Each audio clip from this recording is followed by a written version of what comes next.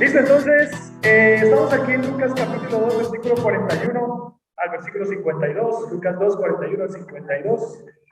Y el mensaje del día de hoy es una vida de crecimiento, parte 2. Una vida de crecimiento, parte 1 fue hace 8 días y ahora una vida de crecimiento, parte 2. Una vida de crecimiento, parte 2, recargado. Y vamos a leer este texto, estos versículos, 11 versículos, y vamos a ir meditando acerca de este pasaje. Dice 2:41, iban sus padres todos los años a Jerusalén en la fiesta de la Pascua. Y cuando tuvo 12 años, subieron a Jerusalén conforme a la costumbre de la fiesta. Al regresar ellos, acabada la fiesta, se quedó el niño Jesús en Jerusalén, sin que lo supiesen José y su madre. Pensando que estaba entre la compañía, anduvieron camino de un día, le buscaban entre los parientes, los conocidos, pero como no le hallaron, volvieron a Jerusalén buscándolo. Aconteció que 3 días después le hallaron en el templo, sentado en medio de los doctores de la ley, oyéndoles, preguntándoles. Y todos los que le oían se maravillaban de su inteligencia, de sus respuestas. Cuando le vieron se sorprendieron.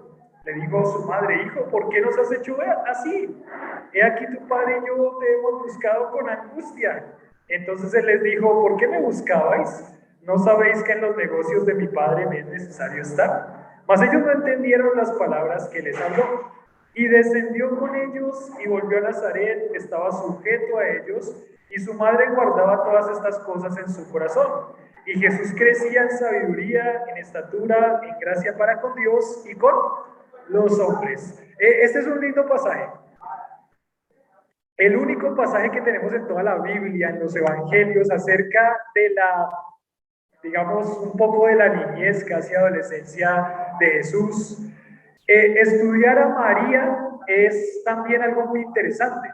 Habíamos visto hace 15 días como ahí en Lucas capítulo 2, versículo 21, María con un corazón humilde, temeroso de Dios, escuchando, meditando en su corazón. Aquí la vemos otra vez meditando en su corazón. Pero aquí, por ejemplo, cuando dice, versículo 41, dice, y 42, iban sus padres todos los años a Jerusalén en la fiesta de la Pascua. Cuando tuvo 12 años, subieron a Jerusalén conforme a la costumbre de la fiesta. Y aquí vimos otra vez a Jesús con sus padres. Sus padres aparecen aquí como unos personajes que hacen un papel de protagonistas. ¿Y qué están haciendo sus padres? En el capítulo 2, versículo 21, en toda esa sección, vimos que ellos, según y conforme al rito de la ley o cumpliendo la ley, hacían todas estas cosas. Un hombre y una mujer que eran José y María, que tenían un deseo en su corazón de obedecer la voluntad de Dios, de obedecer la palabra de Dios. Y aquí los vemos de nuevo. Dice, iban sus padres todos los que, los años. ¿Cuántos años? Todos. ¿Cuántos años? Todos. ¿Y por qué iban todos los años a Jerusalén? Bueno, porque en la ley de Moisés estaba establecido que ellos debían bajar a la fiesta de la Pascua a celebrar la Pascua. La Pascua recordaba esa liberación que Dios había hecho a ellos de Egipto. Entonces ellos debían bajar. Y como ellos debían bajar, y como ellos tienen un corazón temeroso de Dios, ¿qué hacen José y María? Bajan a la fiesta. ¿Cuántos años han pasado aquí del capítulo 2:21 al 2:41? ¿Cuántos años han pasado? 12 años, porque Jesús, ¿cuántos años tiene ahora?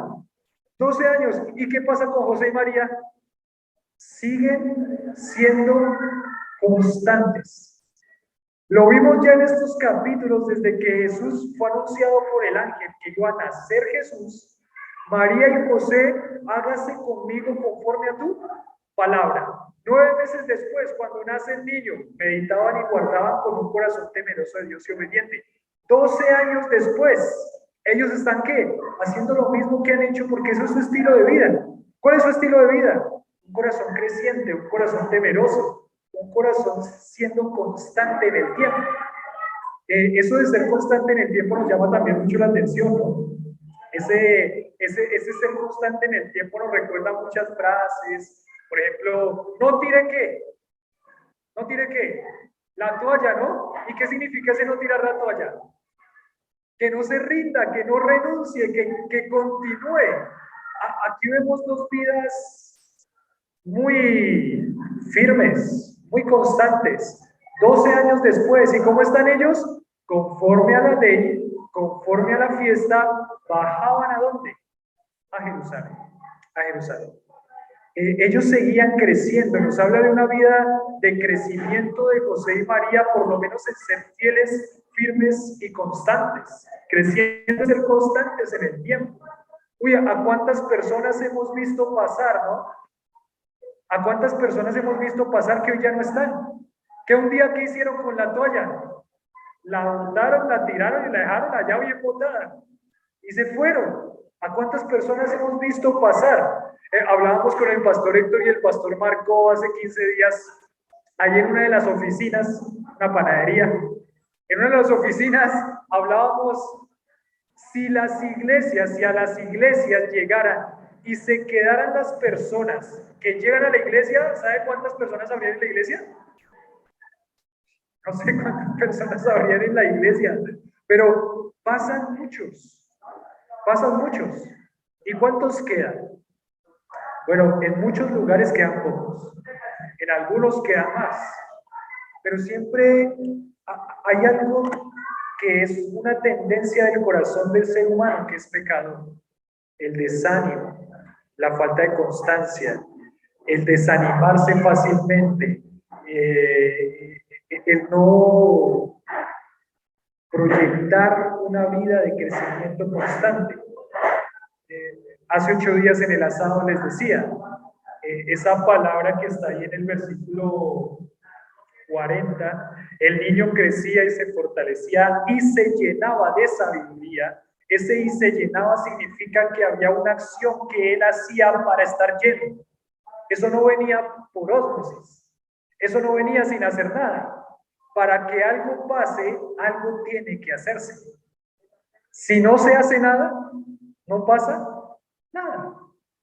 Entonces hay una tendencia en el creyente, en el ser humano, y desafortunadamente también los ataques del enemigo, mis propias luchas y batallas con las que no, valga la redundancia, no batallo en mi corazón, no lucho contra esas cosas, en un momento pueden llegar a eliminarme de la carrera y a botar la toalla y a dejarme a un lado y dejarme atrás.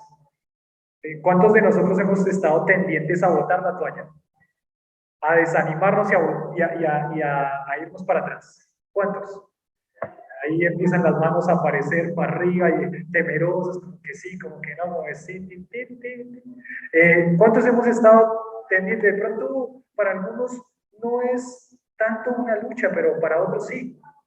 Momentos específicos de la vida, batallas específicos de la vida, batallas específicas de la vida. El corazón del ser humano es débil. Nosotros nos creemos como fuertes, ¿no? Poderosos, nos creemos mucho, nos creemos duros, nos creemos que podemos, no podemos. Nuestro corazón es como débil y si uno no toma las herramientas para crecer, una vida de crecimiento constante, va a ser difícil mantenerse en el tiempo, fidelidad.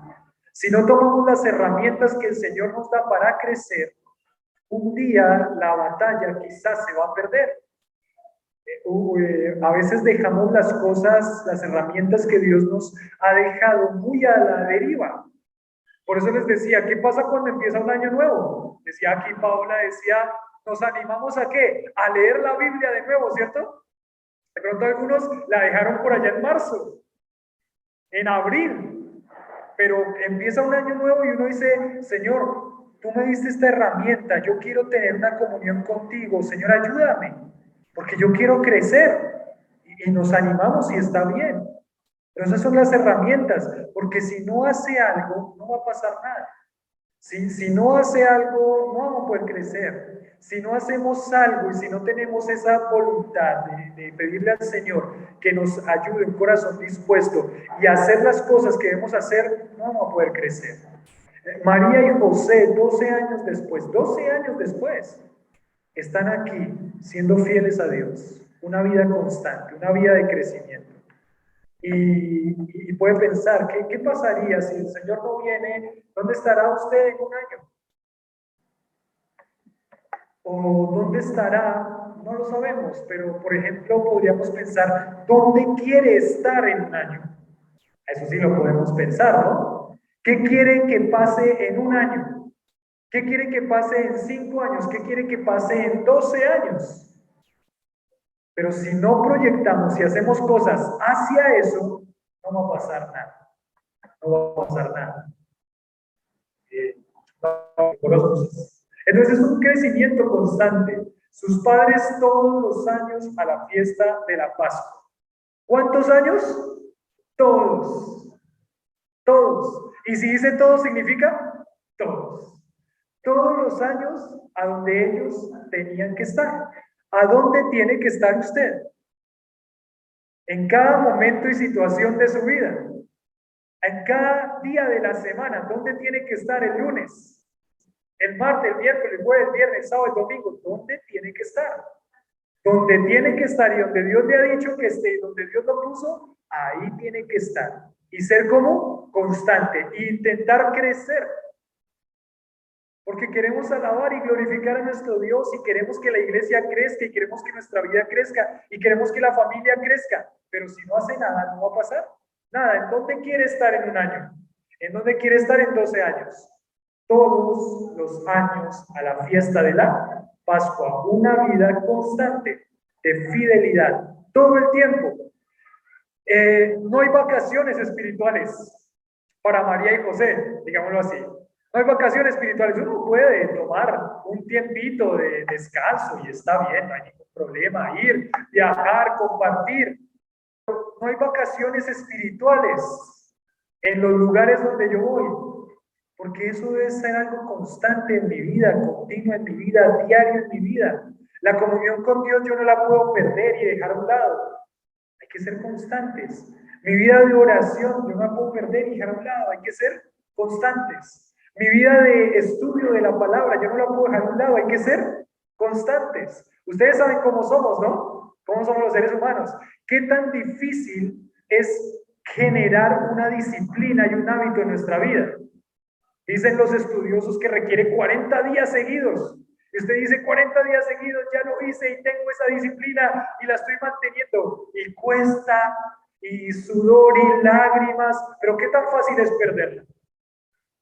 ¿Qué tan fácil es perderla? Usted la mantenía constante hasta ayer y hoy la dejó y mañana se le perdió. ¿Y qué pasó? ¿No eran 40 días? No, 40 días era para tenerlo, no para dejarlo. Para dejarlo se requiere casi que un día prácticamente. Una vida de crecimiento constante todo el tiempo. Y por eso es que la palabra todo es tan importante allí en ese pasaje. 41 y 42 dice: sus padres todos los años a la fiesta de la Pascua. Todos los años a la fiesta de la Pascua. Siga fortaleciendo sus disciplinas. Siga manteniéndose constante. Siga intentando tener herramientas para poder mantener esa disciplina. Me acuerdo que alguien me dijo, tenía la disciplina de ir anotando. Todo lo que iba escuchando lo iba anotando. Tenía un cuadernito y lo iba anotando. ¿Alguna vez tuvo usted esa disciplina? Una predicación, anotaba. Un mensaje ahí de la radio, anotaba. Su devocional o su tiempo de comunión con Dios personal, anotaba, subrayaba, rayaba, hacía tachones. Hay Biblias anteriores que de pronto usted tenía antiguas, donde está rayado por todos los lados y no le queda ni siquiera un pedacito de margen. Manténgalo y crezca. Manténgalo constante, no lo pierda. Porque la vida del creyente debe ser una vida de crecimiento constante y esas disciplinas son las que van a ayudarlo a mantenerse y a crecer. A mantenerse y a crecer. ¡Ánimo! Un año más, ¿no? Ahorita veníamos en el carro que nos traía hacia acá y estaba la emisora. Y en la emisora, no sé qué era, Olímpica o La Mega o algo así, estaban ahí hablando. Y estaba hablando la chica que estaba haciendo presentando ahí, y ella decía: un año nuevo, un año en el que nos sacudimos del año pasado y proyectamos el año nuevo, las cosas buenas y bonitas las recordamos y las viejas intentamos dejarlas.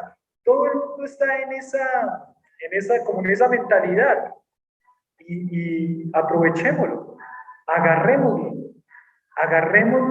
y mantengamos las disciplinas y fortalezcamos las disciplinas todos los años a la fiesta de la Pascua. Nos muestra una continuidad, una fidelidad en la vida de José y de María. Ahora uno piensa, ¿no?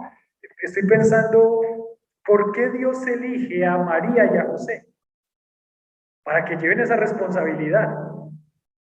Porque parece que se muestra en su vida una vida de fidelidad a Dios, una vida de constancia al Señor, una vida de un corazón temeroso de Dios. Una responsabilidad que Dios da no va a llegar a una persona que no hace nada. ¿Por qué habría de dársela? Una responsabilidad que viene de Dios para hacer algo no va a venir de una persona que no tiene una disciplina. No va a venir para una persona que no es fiel. Es más, déjenme ir a 2 versículos. Primera de Corintios, capítulo 4, versículo 1. Primera de Corintios, capítulo 4, versículo 1. Primera de Corintios 4, 1. ¿Qué dice Primera de Corintios, capítulo 4, versículo 1? ¿Llegaron ahí? 4, 1 de Primera de Corintios.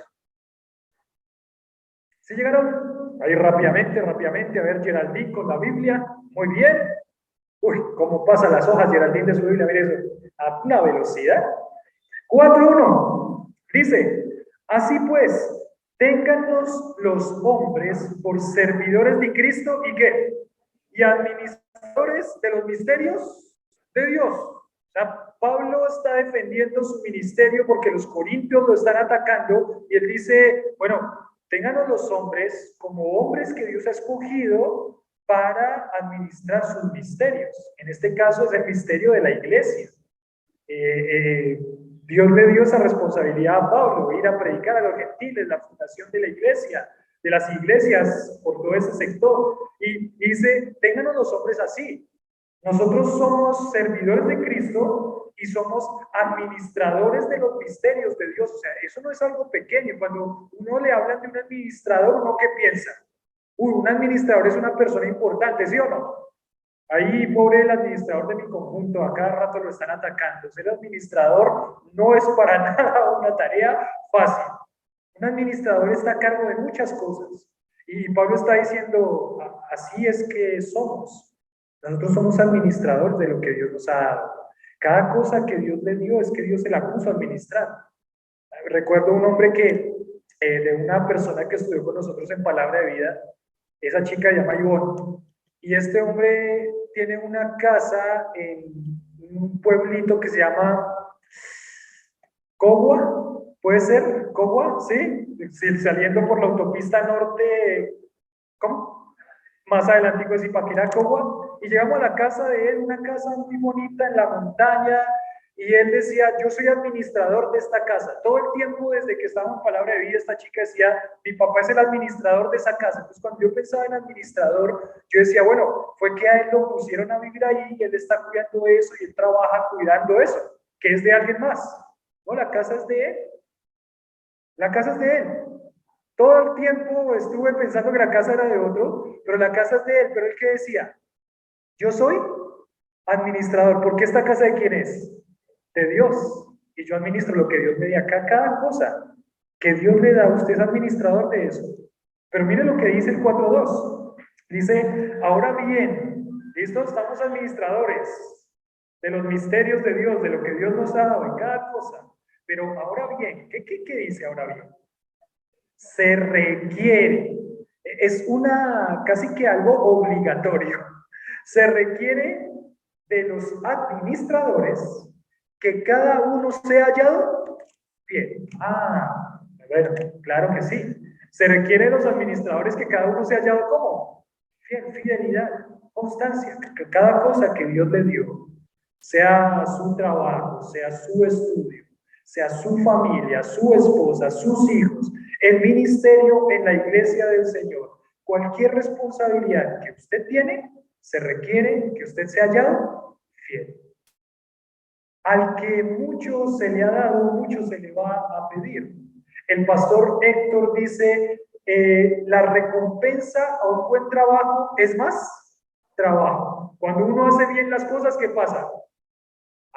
Viene más cosas, vienen más responsabilidades, porque usted ha sido fiel y constante. A alguien que no es fiel, no se le van a dar responsabilidades.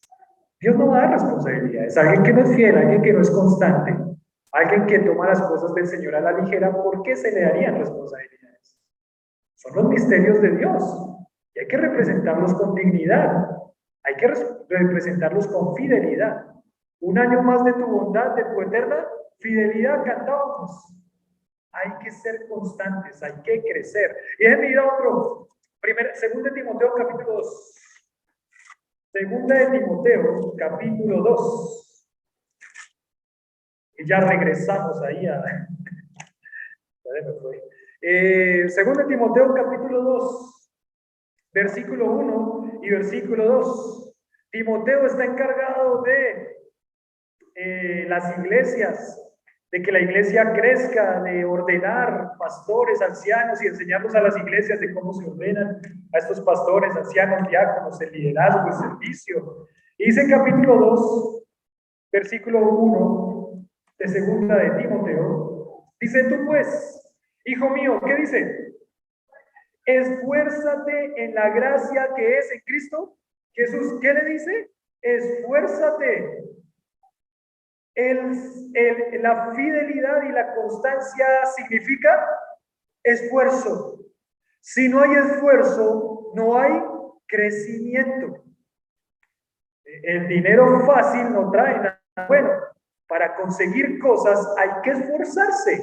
Hay que esforzarse, hay que sacrificarse. Pero mire lo que dice lo que ha subido de mí ante muchos testigos, esto encarga a hombres.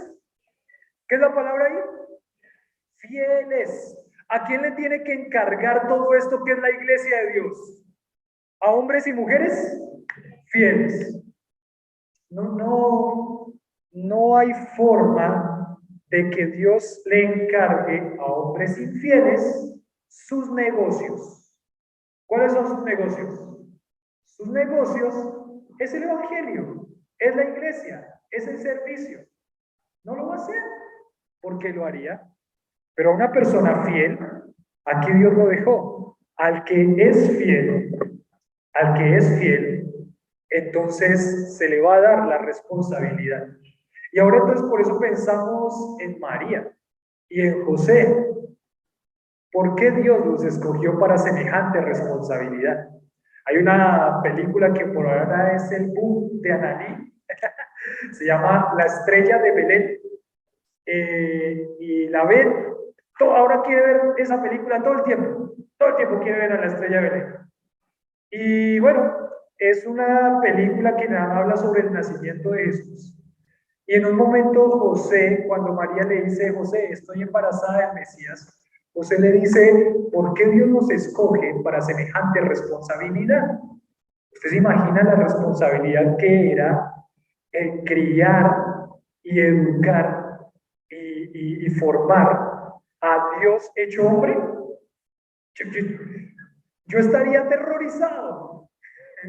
Si ya tengo miedo con la crianza de Analí y Tiago, y no son el Mesías, imagínense cómo sería para José entender que tenía una carga de guiar y de formar a quien era Dios, a quien es Dios. El temor que tenía, decía pues en la película, ¿no? Y seguramente para José había muchos pensamientos. En un momento, José, en esos momentos de frustración y ira que tenemos los hombres a veces, perdón, solo yo, en esos momentos de frustración, y dice, se le cae la rueda del carro de la carreta que llevaba con María hacia Belén, y dice: pero ¿por qué? ¿Por qué tenemos que tener? ¿Por qué Dios nos va a dar una responsabilidad así? Criar a su hijo, no sé si estoy preparado, si no estoy preparado, no sé. Puede ser que no, pero Dios encarga su responsabilidad a hombres fieles y constantes. Y ahora creo que entiendo, viendo este pasaje de Lucas 2:41, ¿por qué Dios le dio esa responsabilidad? Porque 12 años después se mantienen fieles, constantes, temerosos de Dios. Seguramente hubo momentos en sus vidas en los que hubo luchas, frustraciones, miedos y temores. Seguramente hubo momentos en los que ellos de pronto desearon tirar la toalla, pero buscaron su fortaleza en el Señor y siguieron adelante, constantes, firmes, buscando el crecimiento. Continuidad, fidelidad en la vida de José y de María, creciendo en ser constantes en el tiempo, creciendo en ser constantes en el tiempo. Ustedes que de pronto, bueno, los que hemos trabajado con personas secularmente o aún en la iglesia, la tristeza que llega a la vida de una persona, de pronto que pone su confianza en alguien y esa persona, ¿qué pasa? Se va, se aparta y deja las cosas tiradas. ¿Uno qué dice de esa persona?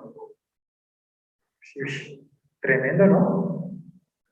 De hombre, esa mujer, ese joven, esa niña, que sea, que irresponsable. ¿Se puede confiar en esa persona para ponerle otra responsabilidad? Va a ser muy complicado. Puede ser, pero va a ser muy complicado. Dios pone responsabilidades a hombres que muestran fidelidad y constancia. Y por eso estamos viendo aquí a María y a José.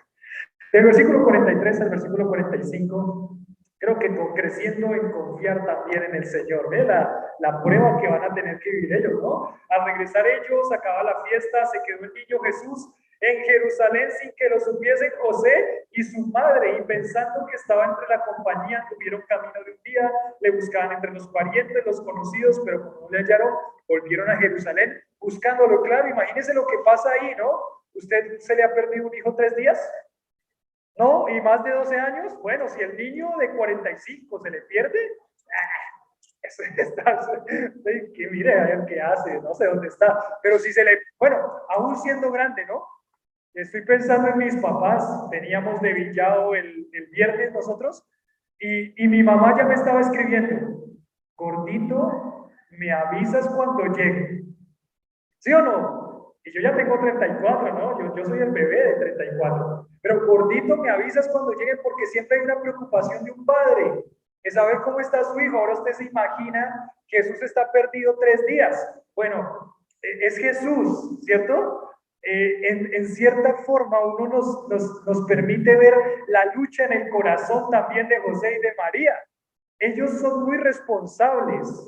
Varias cosas nos dicen varios versículos de este texto nos dicen que ellos se preocupaban. Ellos no dijeron, ay, Jesús es Dios, Él se cuida. No, había una responsabilidad en ellos porque era su hijo y la responsabilidad que Dios había puesto en sus manos. Ahora uno piensa, ¿cómo es que se pierde un niño un día y ellos no se dan cuenta? Bueno, tenemos que mirarlo a través de la cultura, ¿no? Porque uno está pendiente de Tiago todo el tiempo, de Analí todo el tiempo. ¿Dónde está? ¿Dónde está? Y 5 segundos que la mamá no lo ve, 5 segundos que la mamá no lo ve y Lili ya me está diciendo, gordito, ¿dónde está Tiago? ¿Dónde está Analí? 5 segundos. Aquí estamos hablando de un día. Un día, ¿cómo fue que pasó eso? ¿Cómo fue? Porque un padre siempre está pendiente, pero culturalmente lo que pasaba con esta fiesta de la Pascua es que como todos viajaban hacia la fiesta de la Pascua, entonces, hola, hola, entonces ellos iban en grandes compañías. ¿Me prestas ese micrófono, por favor? Entonces ellos iban en grandes compañías para la fiesta de la Pascua. Entonces se iban con toda la familia y con todos los vecinos y con todo el pueblo. Entonces ustedes se imaginan cuántos bajaron a Jerusalén desde Nazaret, que era donde ellos vivían. Un montón de personas. Y parece que culturalmente lo que estaba estudiando es que iban en compañías, en grupitos, uno adelante del otro, y que seguramente, probablemente las mujeres iban al frente, los hombres iban atrás, seguramente cuidando las espaldas de las mujeres, y los que eran niños y adolescentes y jovencitos, como siempre, iban un lado a otro, podían ir con las mujeres, podían ir con los hombres, podían ir loqueando por ahí. Los adolescentes, los adolescentes. Entonces, claro, si yo estoy confiado en que vamos con todo este grupo, por ejemplo, yo voy con todos ustedes y vamos hacia algún lado, entonces pues confío en ustedes, son mi familia, son mis vecinos. Estoy pensando, mi hermano José también, si por ahí ve allí, pues la ve. Y él ya sabe, y ellos están confiados de que si por ahí está Elías José. ¿Dónde está Elías José? No, mi hermano José, tranquilo, allá está. Ah, bueno, listo. Pero por alguna razón, en ese momento, se quedó. Salieron todos, de pronto ellos confiados, pero es una prueba para el corazón, ¿no? Es una prueba de confianza en el Señor. Es una prueba de confianza en el que iba a estar bien el niño. Anduvieron camino de un día, o sea que ya llevan un día de ida, un día de vuelta, y dice el versículo 45, pero como no le hallaron, volvieron a Jerusalén, buscándole. Aconteció que 3 días después le hallaron en el templo, sentado en medio de los doctores de la ley, oyéndoles y qué, y preguntándoles. Ellos están preocupados y llegan y ahí está Jesús. Descanso, ¿no? Descanso.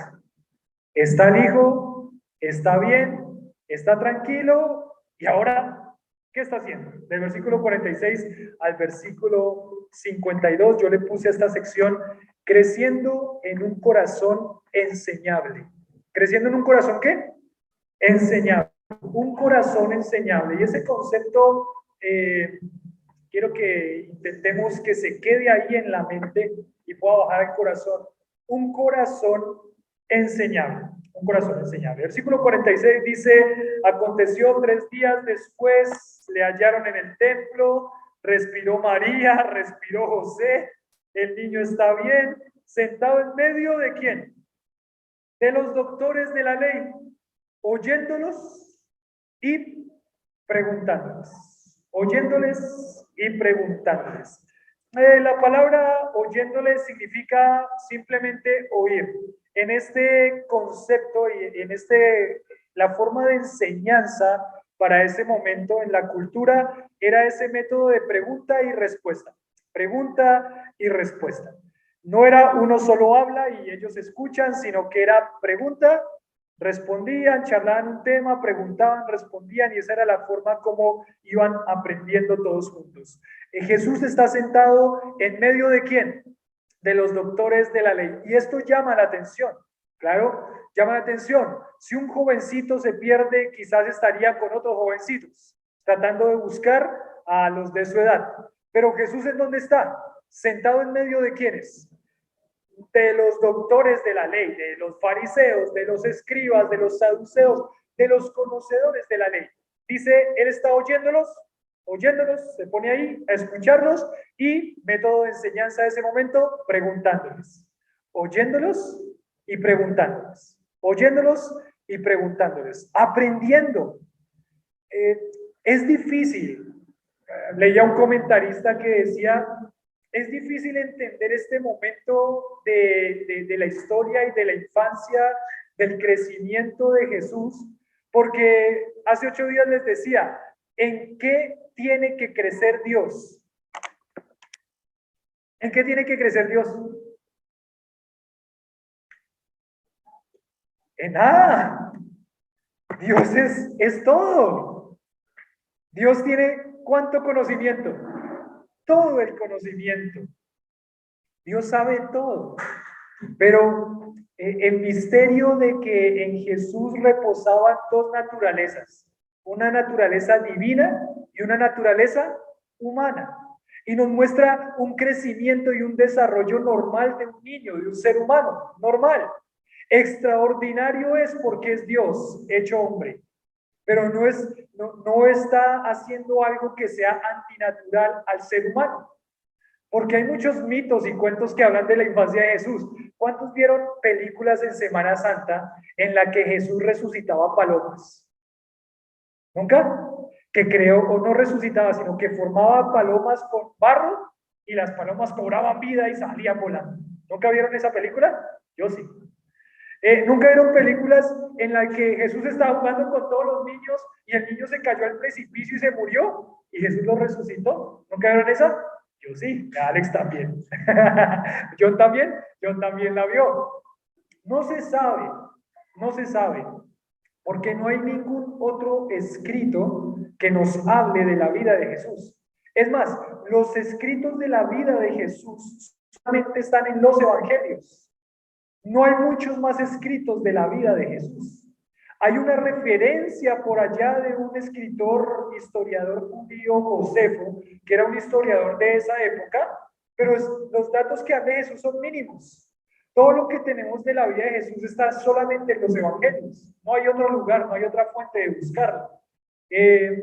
Entonces, esos libros que se llaman apócrifos, dudosos, de dudosa procedencia, que no son inspirados por Dios, que pueden tener datos, pero que no podemos creer a todo lo que ellos dicen. Esos libros apócrifos inventan una cantidad de historias. ¿Y por qué inventarían una historia de Jesús en su infancia? Pues para vender, para ser famosos en ese momento. Pero todo lo que tenemos de la infancia de Jesús está acá. Y es lo único que tenemos de la infancia de Jesús. Lo tenemos a los 12 años, sentado en el templo, en medio de los escribas, oyéndolos y preguntándoles. Oyéndolos y preguntándoles. Un crecimiento como cualquier ser humano, oyéndolos y preguntándoles. Y dice el versículo 47, ¿qué dice? Y todos los que le oían a Jesús, ¿qué? Se maravillaban de su inteligencia y de sus respuestas. Pues claro, porque Jesús es ¿qué? Es Dios.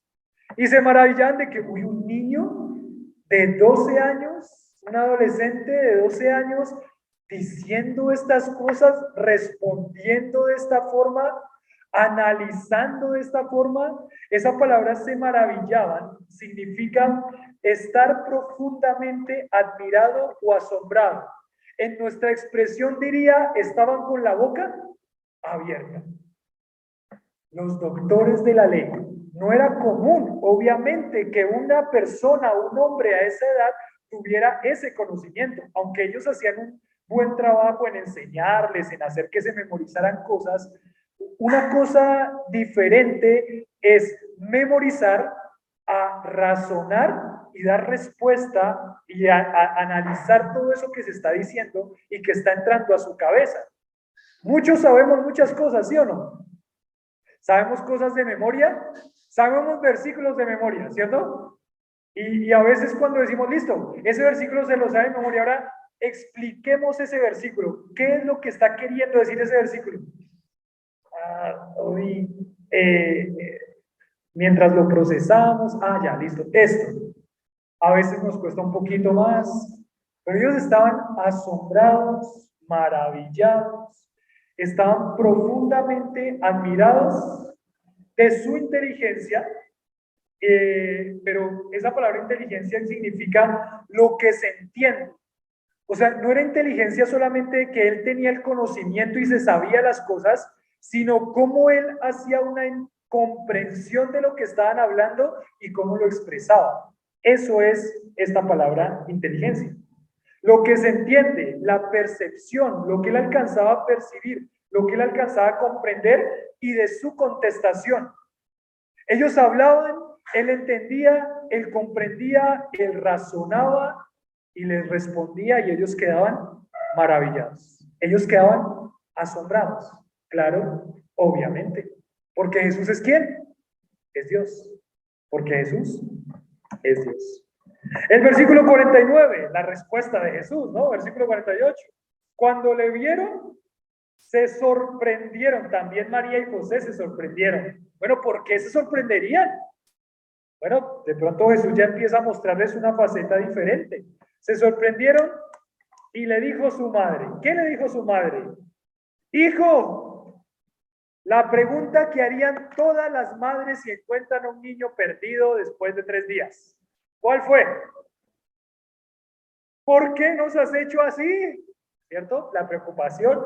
¿Usted por qué estaba haciendo eso? ¿Usted por qué se nos perdió? ¿Por qué se quedó? Ay, nosotros los padres. ¿Por qué nos has hecho así? He aquí tu padre y yo te hemos buscado ¿con qué? Con angustia. Ven que estamos viendo, José y María no eran unos irresponsables, no, José y María estaban preocupados, obviamente, ellos entendían la responsabilidad. Versículo 49, entonces él les dijo, ¿por qué me buscabais? Interesante la respuesta de Jesús. ¿Por qué me buscabais? Es una pregunta difícil de entender también. ¿Por qué lo buscaban? Porque tiene 12 años, es nuestro hijo, aquí no vive, vive en muchos kilómetros allá. Obviamente te estamos buscando porque estamos preocupados por ti y tenemos una responsabilidad. ¿Por qué me buscabais? Pregunta Jesús. ¿No sabíais que en los negocios de mi padre me es necesario estar?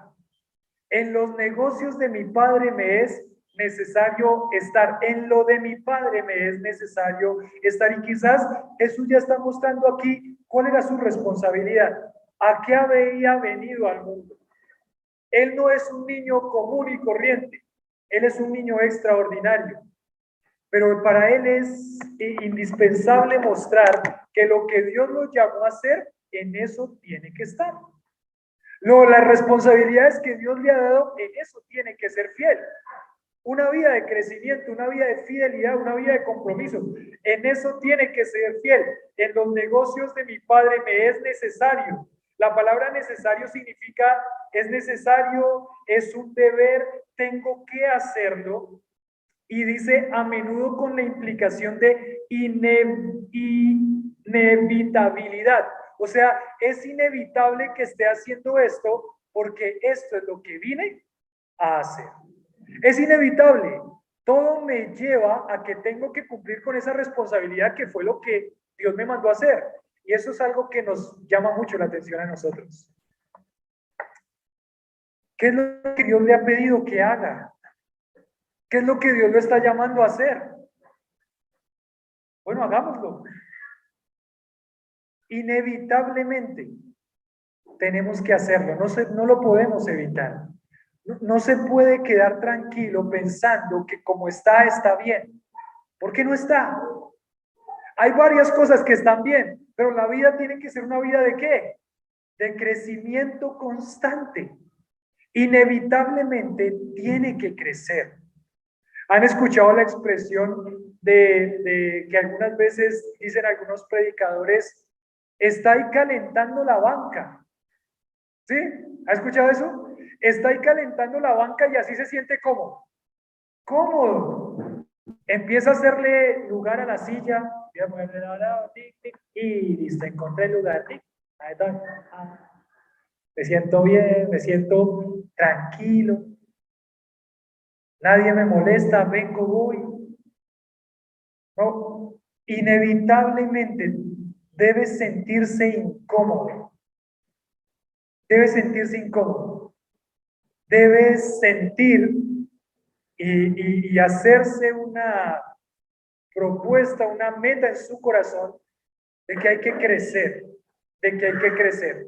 En los negocios de mi padre me es necesario estar. Si yo soy un niño, dice Jesús, yo les había dicho hace 8 o 15 días que a los 12 años pasaban de la niñez a la adolescencia. Bueno, este momento es el momento en el que él empieza a tomar responsabilidades. Es más, a sus 12 años, 13 años, hacían esa celebración en la que para toda la sociedad era ya un hombrecito que se iba proyectando a los 13 años. Ya lo iban proyectando, ya se iba proyectando. Y por eso es que la Biblia aquí en este escrito no nos dice de los 8 años de Jesús, de los 10 años de Jesús, no, nos dice a qué años. A los 12 años, porque son los años en los que ellos ya tienen que tomar responsabilidades y Jesús les dice, A los 12 años de edad, en los negocios de mi padre, me es necesario estar, tengo una responsabilidad. Es necesario que yo haga esto, para esto vine a este mundo, para esto soy el Salvador, yo soy Dios y yo tengo que cumplir con la responsabilidad. Interesante, ¿no? Él es Dios y hace lo que tiene que hacer. Él siendo Dios hace lo que tiene que hacer. Entonces, en los negocios de mi padre me es necesario estar. Pero, por ejemplo, por las dudas, si alguno de pronto dice, uy, este Jesús como que le respondió como feo a sus papás, ¿no? No. Por si alguno tiene alguna duda, no, Jesús está como rebelde, ¿no? Como rebeldito el niño. No. Él es Dios, él no pecó. Y miren lo que dice el versículo 51. Dice, 50. Mas ellos no entendieron las palabras que les habló. Y versículo 51. Y descendió con ellos, volvió a Nazaret, estaba sujeto ¿a quién? A ellos. ¿Cuál es la palabra ahí clave? La palabra es sujeto. La palabra es sujeto. Estaba sujeto, la palabra significa estar bajo autoridad. El Dios del cielo se sujetó a María y ¿a quién? Y a José. Tremendo. El Dios del cielo tiene un corazón sujeto, un corazón enseñable. Y esto del corazón enseñable termino con este concepto del corazón enseñable. Un corazón enseñable, ¿qué significa eso? Cuando hablo de un corazón enseñable, ¿qué se le viene a la mente? ¿Listo? Piénselo ahí por un momento. Un corazón enseñable. ¿Qué significa? Un corazón que se deja enseñar.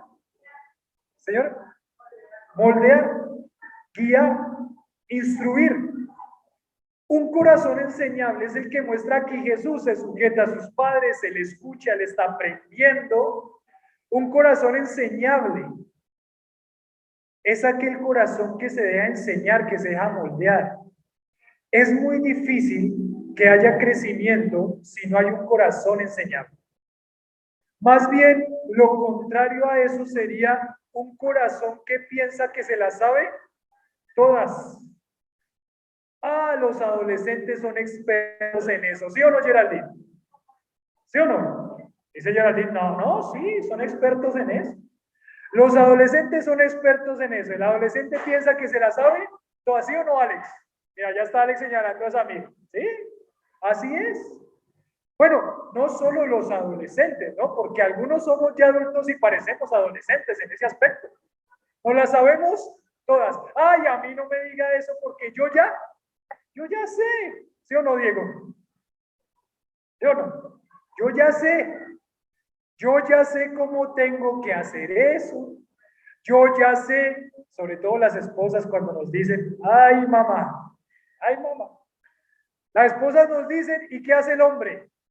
No lo dice, pero con toda su actitud en su pensamiento dice, ¿un corazón enseñable?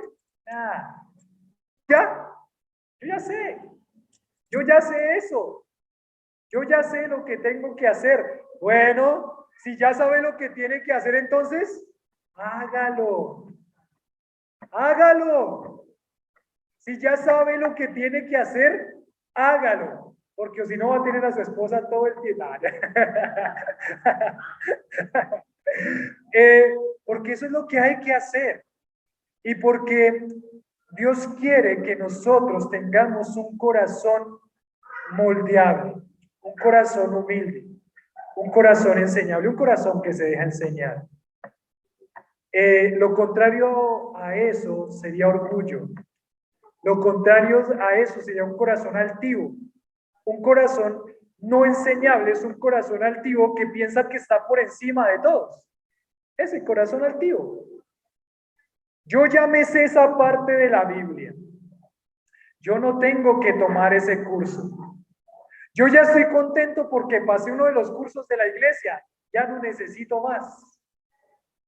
Ya estuve juicioso por un tiempo. Ya no más. Un corazón enseñable es un corazón que se deja enseñar.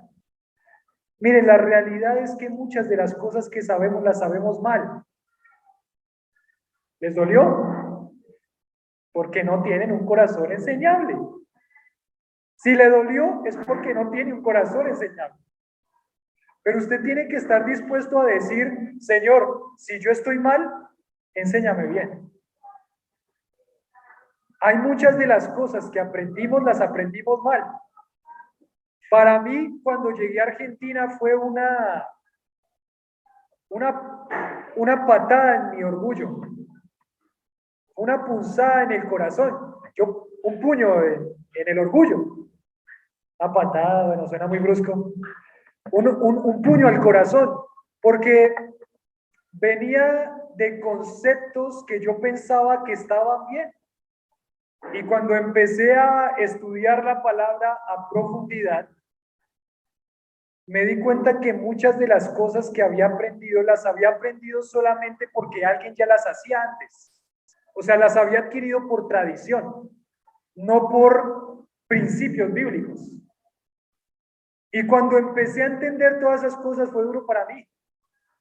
Y fue duro para mí porque me di cuenta que estaba equivocado. Pero gracias a Dios que me puso en ese momento en el corazón, aquí viniste para reaprender todas las cosas que supuestamente sabías y todas las cosas que supuestamente conocías. Tienes que reaprender, porque lo que habías aprendido, lo habías aprendido como mal. Y eso duele, ¿no?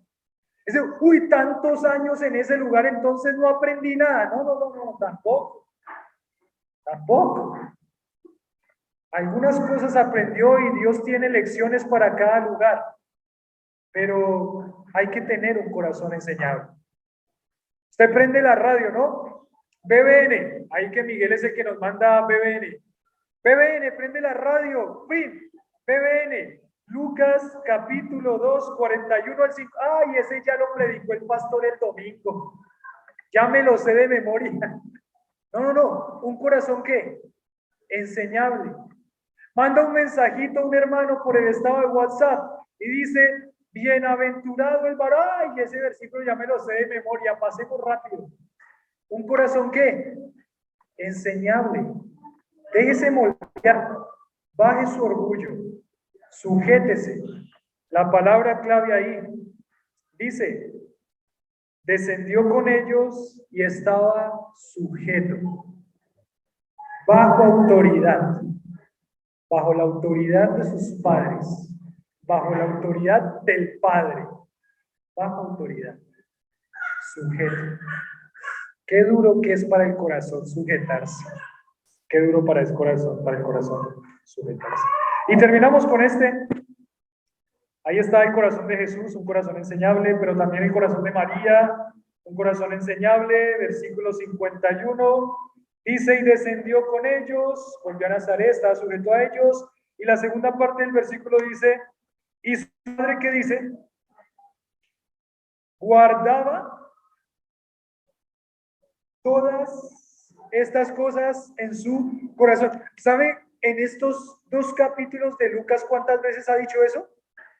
¿Cuántas veces ha dicho que María guardaba cosas en el corazón? Medítelo allá en la semana. Léalo otra vez. ¿Cuántas cosas ha dicho que guardaba esas cosas en su corazón? María tenía un corazón enseñable. María tenía un corazón, esa palabra guardaba significa atesorar.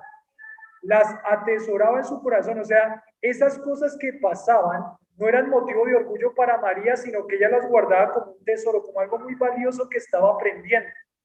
Cuando el ángel vino y le habló, aprendiendo. Cuando vino Simeón y habló del niño, aprendiendo. Cuando vino Ana y habló del niño, aprendiendo. Cuando vino y pasó todo esto y ella miraba todo lo que estaba pasando, aprendiendo, atesorando y reflexionando en la enseñanza que estaba pasando en ese momento. Ojos bien abiertos, oídos bien dispuestos, un corazón dispuesto a escuchar, a aprender, a guardar, a atesorar las cosas en su corazón. ¿Y cómo vamos ahí? Una vida de crecimiento, es todo lo que implica una vida de crecimiento. Estar atento, estar despierto. ¿Cómo está hoy? ¿Hace cuánto lo perdí?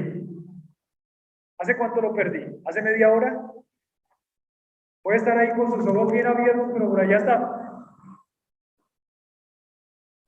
No sé.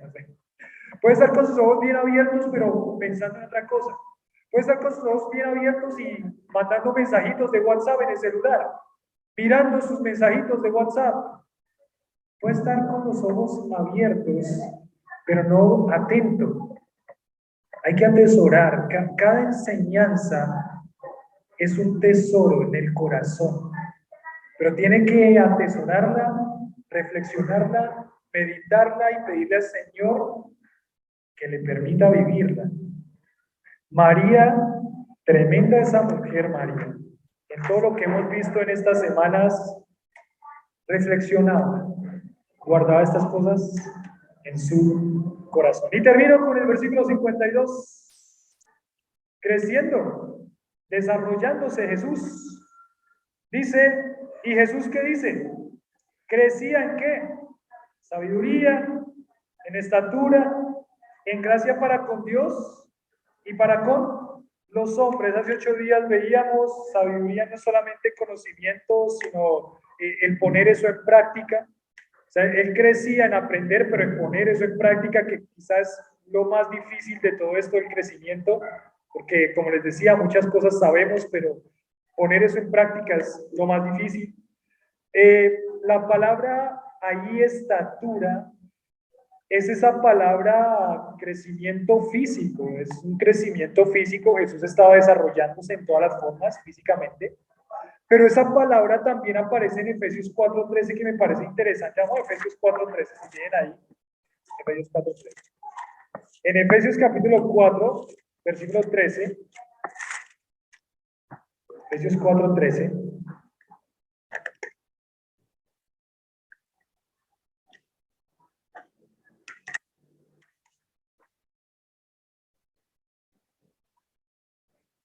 Efesios capítulo 4, versículo 13. Vamos a ver Efesios la otra semana. La otra semana no se lo pierda, porque la otra semana tenemos estrategia de crecimiento, visión. Otra vez nos reenfocamos.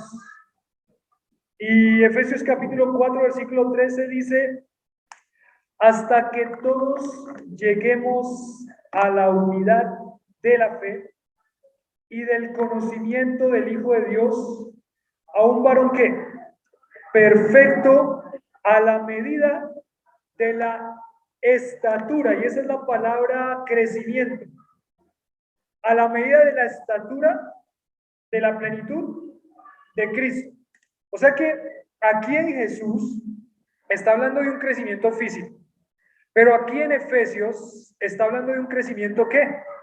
Espiritual, espiritual, a la estatura de la plenitud de Cristo, espiritual, el crecimiento constante. ¿Hasta cuándo?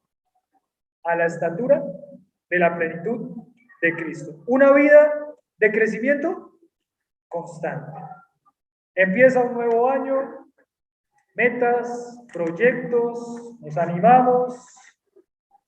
Bueno, esperamos y espero yo también, como iglesia, como pastor, como persona, como esposo, como padre, que el otro año, cuando estemos en un año, si Dios, el Señor no ha venido, haya habido ¿qué?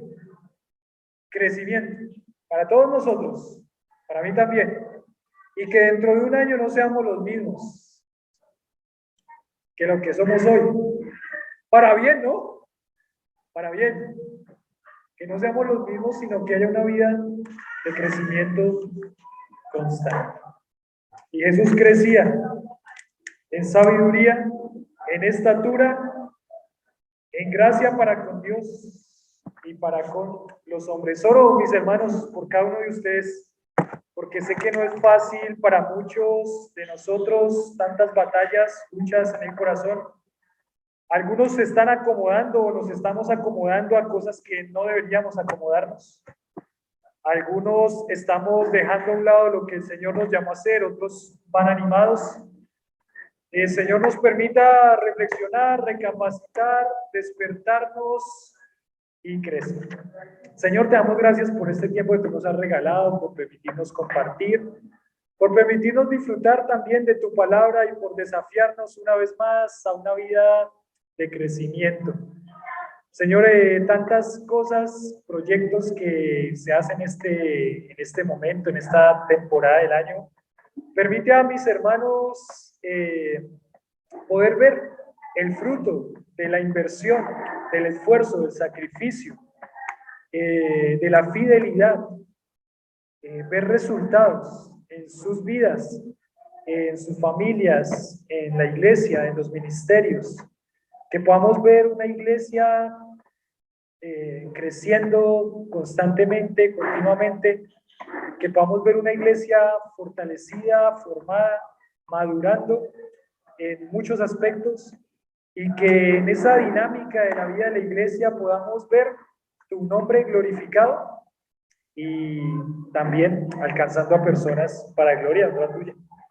Señor, síguenos dando y permitiéndonos disfrutar de tu gracia y que esa gracia sea la que nos impulse cada día a continuar para presentarnos, Señor, dignos delante de ti. En nombre de Jesús oramos.